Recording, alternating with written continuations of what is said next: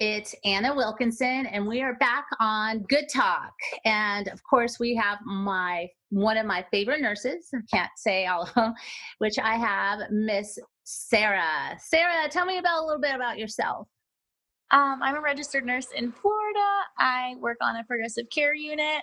Been working COVID for the last few months, as well as now on surgical progressive care. I've been a nurse for about 2 years. Yay, perfect. I know. Isn't it fun that you can? What I love about nursing is that you can go in different avenues. If you don't want to be kids, you can do geriatric, you can do ICU. And that's what I love about nursing. There's never, you don't need to be bored. You can Yeah. do so much out there. So, the topic today, which you brought up, is Miss Dawn Wooten. And tell me what you know, and then I'll just tell you what I kind of think about this.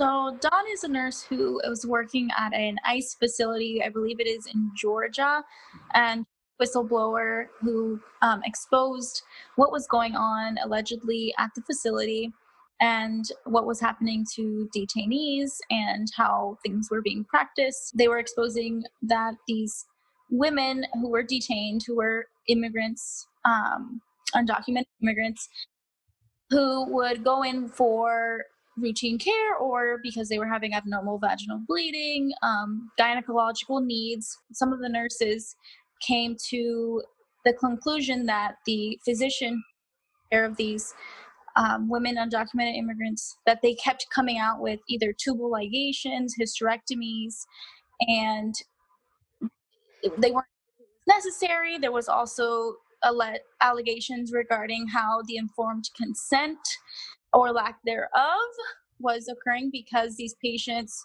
spoke only Spanish or just not, they did not speak English. So the informed consent may not have been adequate, and these patients may not have been receiving, even knowing that they were going in for a procedure to remove their uterus, which is just absolutely horrifying to hear. And made a sacrifice and has put a target on her back, as she said herself, by leaving her position and exposing what she details as atrocities at the facility. No, 100%. But I also have heard the other side of it, that Dawn already knew about this, that Dawn actually made fun of people at the facility and actually was just, didn't really care about them as well. And so I kind of hear her side, and then I hear the other side, that she knew this was going on, but she didn't do anything about it until now. So what I'm kind of, there's one way, and then there's another way. Um, Number one thing, that it's horrific to have this been going on. 100%. Consents are huge in the hospitals, as you know, that we don't do anything without a consent, and we don't do anything that we need a translator there. 100% to make sure this is in her wishes or his wishes. And we do this constantly. As we have in our hospital, we have a Marty, and that's how we do consents. I can't even do a consent. Even though I speak Spanish, I am not a certified translator. So for someone who doesn't have, supposedly, consented but didn't know what actually was going on, is just horrific. No, I agree 100%. And another issue detailed was that these immigrants were asking for COVID testing, and instead of being tested, they were just isolated, placed in isolation for who knows how long, or they were denied medical treatment. They were having COVID symptoms and were given over the counter like pain medicine, like Tylenol, and then no other treatment for their symptoms. They really weren't given the option of being treated in the hospital setting, from what it seems, or they just weren't being taken seriously. They were actually afraid to even go to the physicians or nurses with requests regarding their health, because they knew they were going to be either laughed at or denied care or put in solitary confinement. Do you feel like this is something that happens all the time because you're an immigrant, that they kind of don't trust you? They kind of just put their back to you or think that we're being an immigrant, myself and yourself as well, that we're laughed at because we can't come forward and tell them how we feel. Do you feel that way? It doesn't help that the dissent of, well, the overall consensus of a lot of people in this country that immigrants don't deserve basic human rights, and especially access to healthcare and equal access to healthcare does not exist for illegal immigrants or undocumented immigrants. I mean, they are usually afraid to go seek care and do not have access to primary care as you or I would as legal citizens. Their primary care is the emergency room, and if they are even, and the from what we see in the hospital setting, most times undocumented immigrants do not go to the ER until their symptoms are gravid and they are suffering intensely. Some may just suffer at home because they fear for being taken away from their families. I completely agree. Being close to the border, living close to the border, we see immigrants all the time, and I mean, we don't ask them their status. Of course, that's not what we do. We're there to care for them. But when they come in, they're super sick.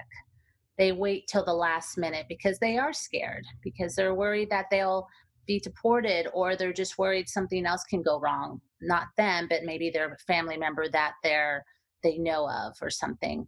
And unfortunately, it's looked down upon us, all different immigrants, that even if we are a different color, or we're never heard, or we're never good enough, right? And so what makes me irate is that we're at this facility, we're at an ICE facility, that no matter what color or what race, we're still under the care of the government.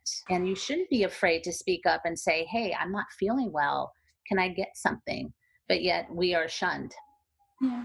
And it exposes what happens when there is a abuse of power in place, and these physicians, nurses who have allowed this to continue and not say anything and participate in this oppressive practice should be ashamed of themselves and should not be practicing in general. They should be investigated.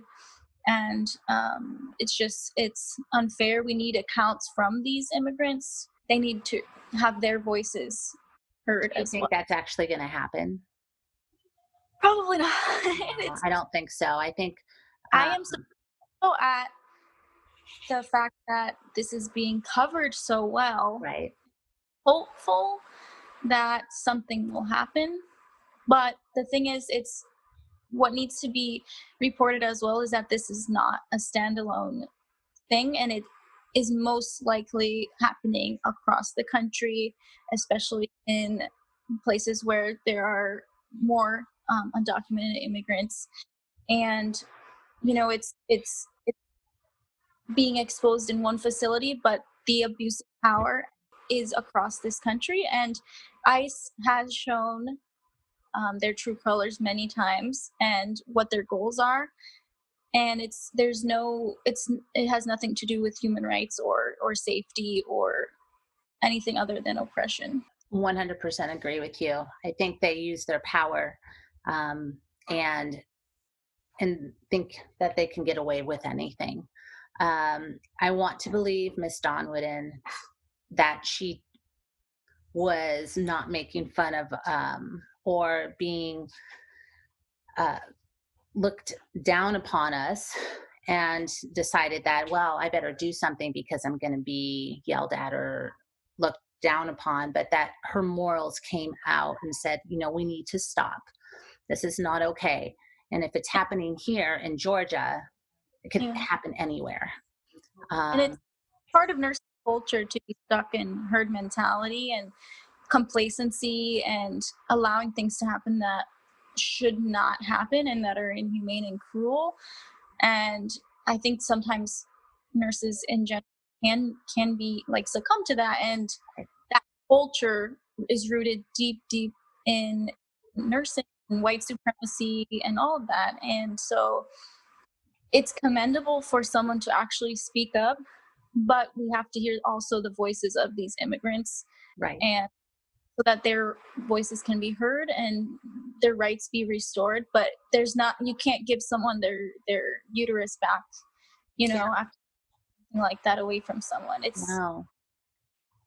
It's disgusting. inhumane. It's inhumane. It's not okay. Yeah.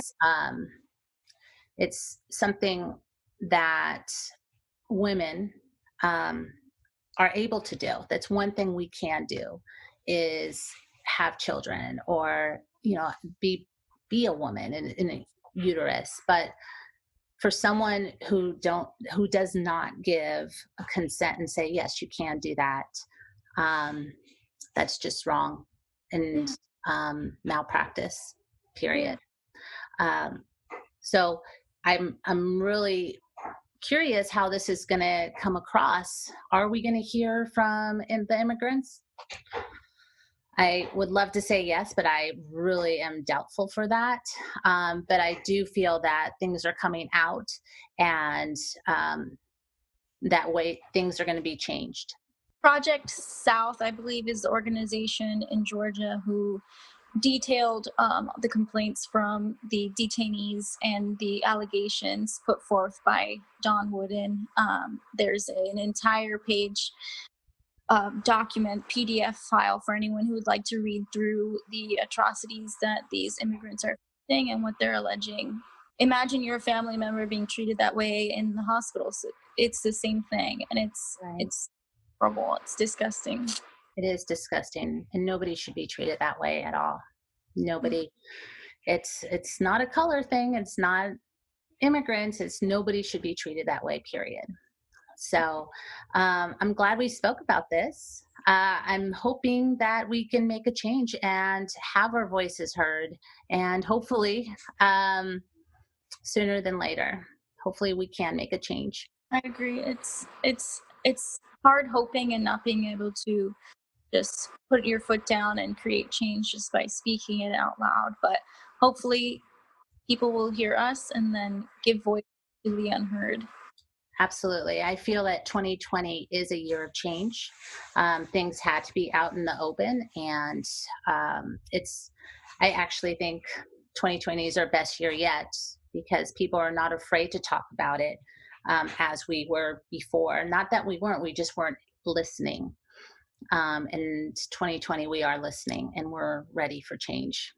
So, and hopefully change will come. Thank you, Sarah. I appreciate you. We'll go ahead and put that link down on our little YouTube channel that Sarah and I are doing. And we will talk to you next week. Bye. Thank you, Thank you. Sarah.